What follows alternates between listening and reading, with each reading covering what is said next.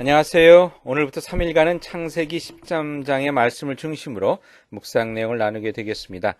지금까지 많은 장례식을 집전했는데 그중 딱 한 번 장례식이 끝나고 자손들이 부모님이 남겨놓으신 유산을 가지고 소리를 치며 싸우는 것을 목격한 적이 있었습니다. 어느 드라마에서나 있는 일인 줄 알았는데 진정 관뚜껑이 닫히기도 전에 소리를 질러가며 싸우는 모습에 아연질색할 수밖에 없었는데요. 더욱 충격적이었던 것은 그 자녀들이 비록 다니는 교회는 틀리지만 각자 출석하는 교회들의 집사님, 권사님들이셨다는 것입니다. 이렇듯 미국에 이미 나서 고생 끝에 물질의 넉넉함은 얻었건만 진정 바라던 행복한 삶과 화목한 가정은 이루지 못하고 허무해하고 힘들어하는 모습 가끔 접하게 됩니다. 오늘 본문에도 보니 아브라함이 재산이 많아졌다고 하는데 특별히 아내를 뺏어갔던 바로가 그 대가로 준 물질이 적지 않았던 것 같습니다. 그런데 그렇게 부자가 된 아브라함, 그렇게 얻은 부로 말미암아 함께 고향을 떠났던 조카 롯과의 사이가 벌어지게 됩니다. 가축이 많아지다 보니 광야에 넉넉하지 못한 물과 가축들을 풀어먹일 목초지를 놓고 다투게 되었다는 것인데요. 여기서 주의 깊게 보았으면 하는 것은 아브라함에게 많아진 것, 즉 2절에서 말하는 가축과 은과 금은 하나님께서 12장에서 약속해 주신 것, 즉 자손과 명성과 땅과는 다른 것들이었다는 것입니다.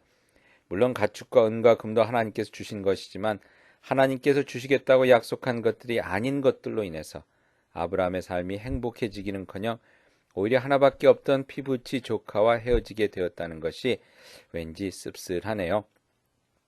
왠지 자식을 위해서 또는 꿈을 이루기 위해서 이민을 왔다고 하면서 물질적으로는 성공했을지라도 자식과의 관계가 멀어지고 건강이 나빠짐으로 삶을 즐기지 못하는 처지에 있게 된 많은 이민자들의 삶을 보는 것 같아 씁쓸한 마음이 듭니다.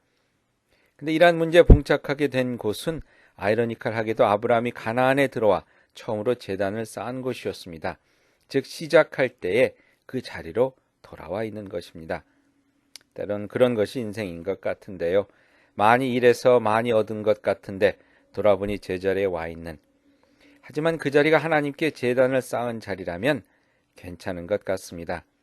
토요일 새벽 기도 시간에 나누겠지만 그곳에서 아브라함은 다시금 하나님의 약속의 말씀을 받습니다.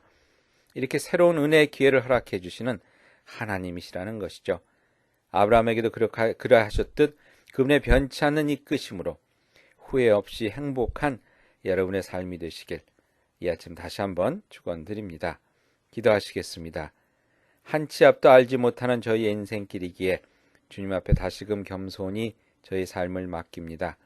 오늘도 주님의 선하신 뜻만이 저희들 가운데 이루어지기를 간절히 기도하오니 이민자의 맥없는 한숨소리를 기쁨의 환호성으로 바꿔주시길 예수님의 이름으로 기도하옵나이다. 아멘. 하나님께서 눈동자와 같이 지켜주시는 하루가 되기를 축원드립니다.